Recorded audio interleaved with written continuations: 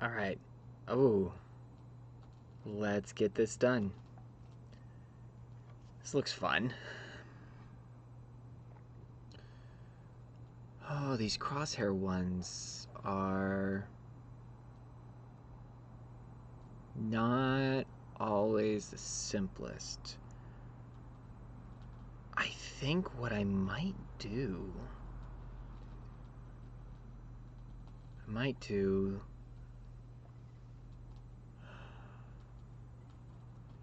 what I could do is 4 elements or a single one. No, no, no.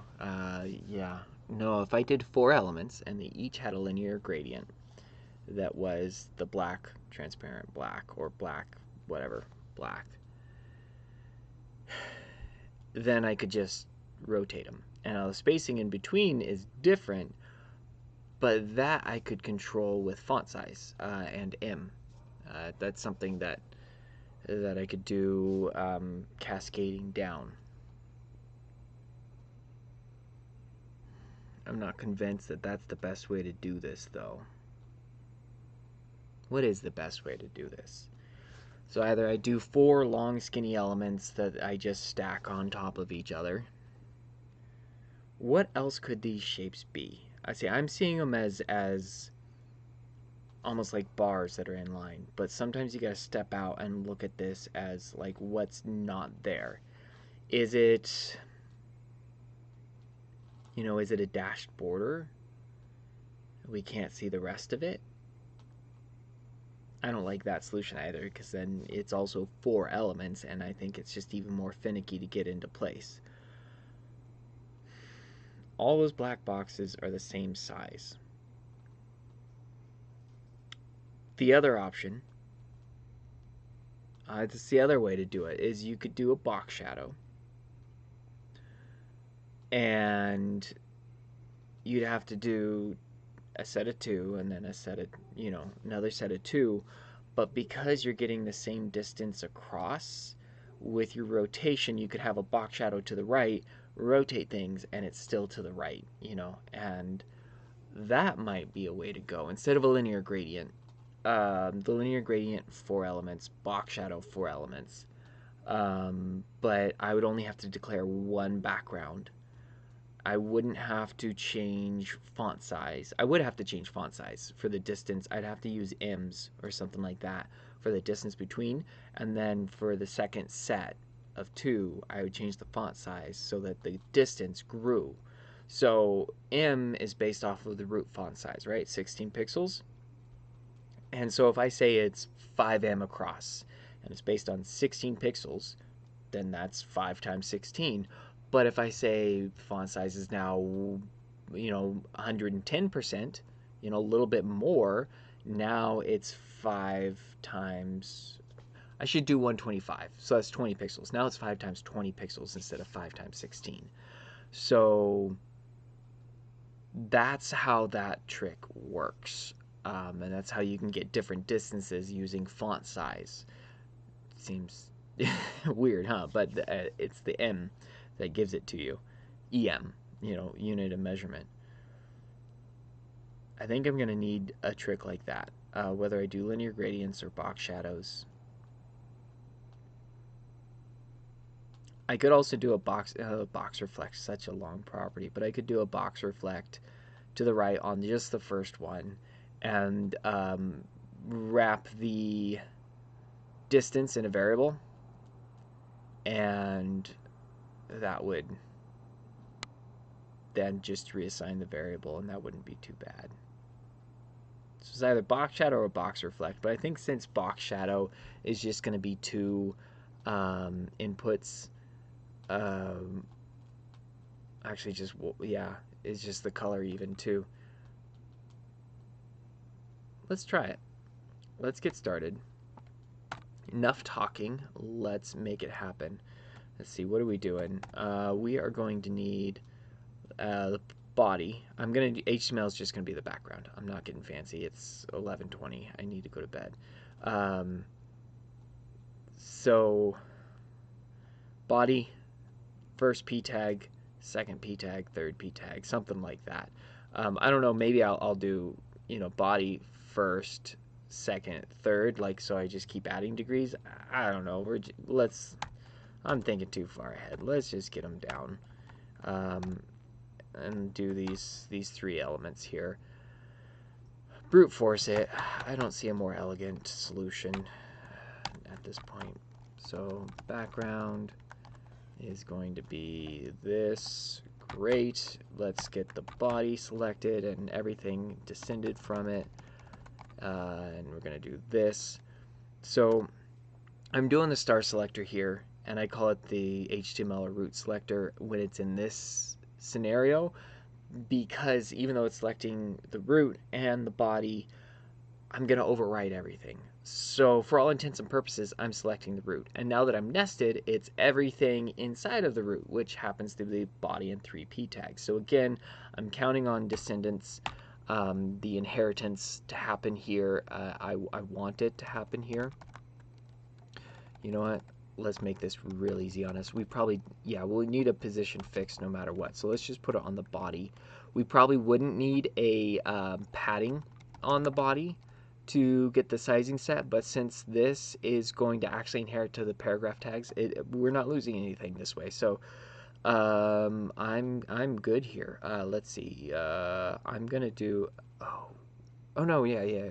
We're good. 10 by 30. Nope. 20. It's almost there. Now what we're seeing is the body tag and then the 3p tags getting their default thing, but they're all going to be stacked on top of each other, default styling. And so let's move the body tag into position and make sure we're styling our sizing is right. I know it's not quite. Oh, it's real close.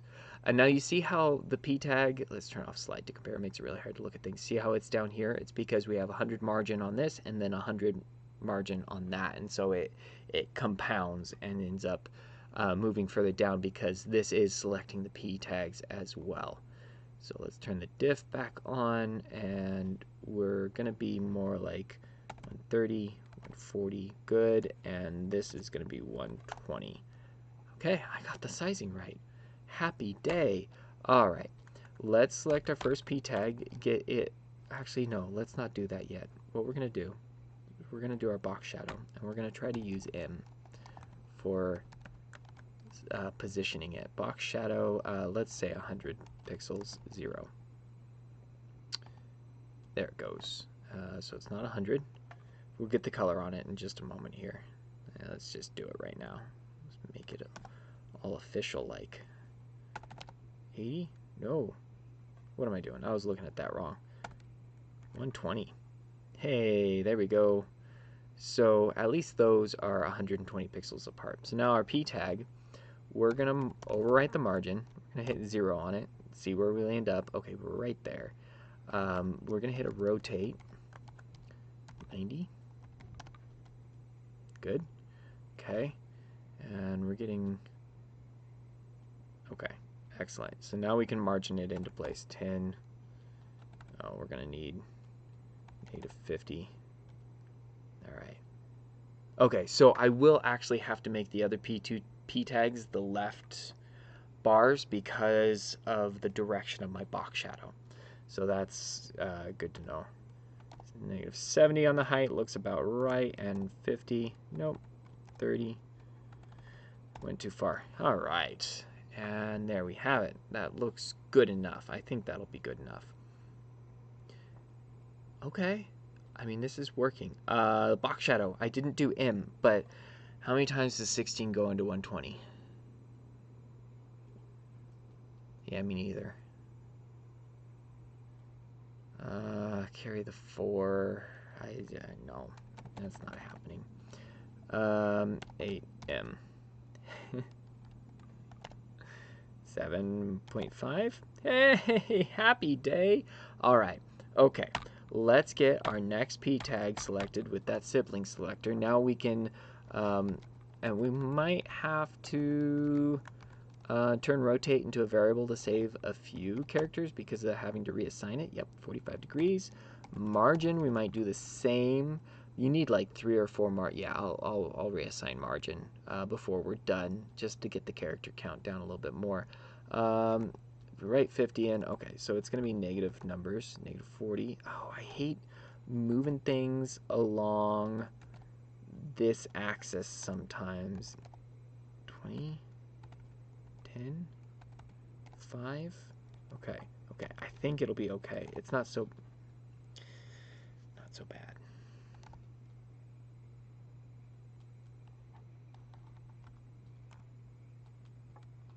Like, have to ease it into place. Okay. I think it's going to be like 20. Oh, and then I'm all over the place with my arrow keys. Okay, alright, we can do this. It'll be okay. It's gonna be alright. I hate moving things that are rotated with margin. Maybe I just need to translate it. Save myself a headache. I don't know if it gets any better. 30, 80, we're so close. 31. If I end up missing 100%, this right here. This is why. Okay, that looks pretty good.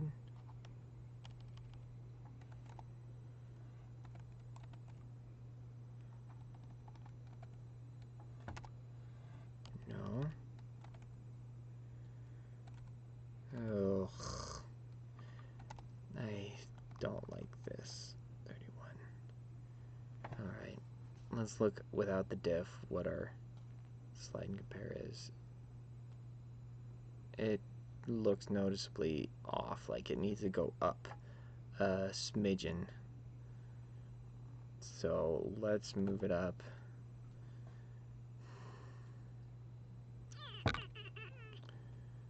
I don't like doing decimals, half pixels. But sometimes you need it because it's 2 extra characters just to position it, and I feel like I'm not doing it right if that happens. Alright. Now let's say font. Now normally you could say font size and do it, but we're gonna actually, I'm gonna show you a trick with font.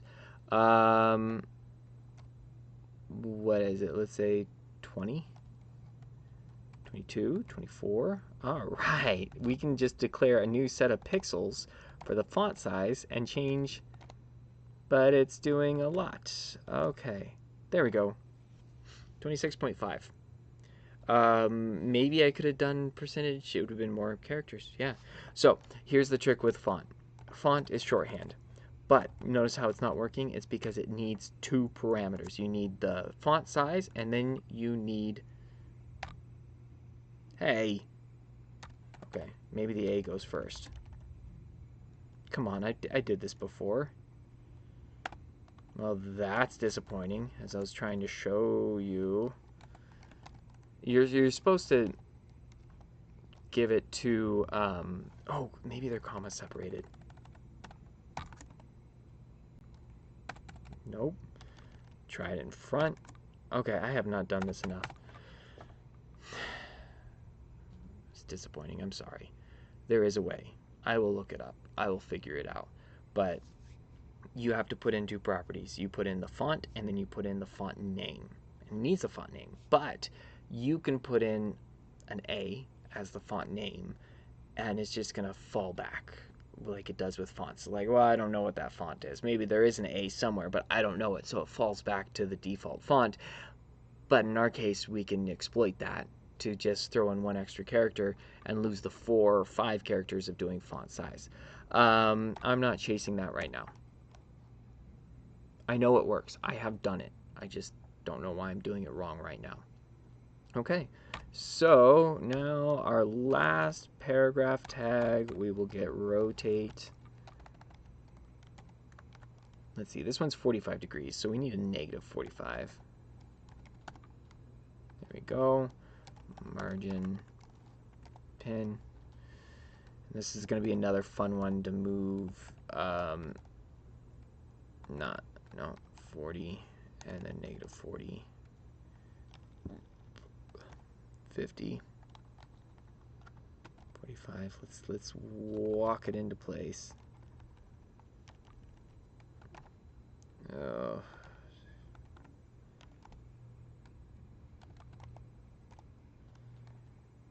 I don't like it. I'll keep complaining about it. Something about it. I don't ever get my brain wrapped around which way I need to be moving it. You know?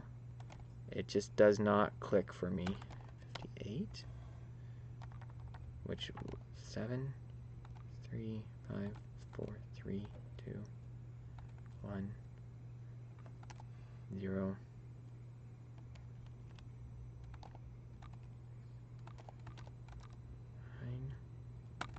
60. That looks pretty good. Looks about as good as the other one. Let's hit submit before we start chasing variables to cut our character count. 99.9. I'm not surprised. I'm really, really not surprised. And I feel like the issue lies with this placement here. Oh yeah, 60.5. I had to do a 0.5 on that one. Oh, let's see what that did.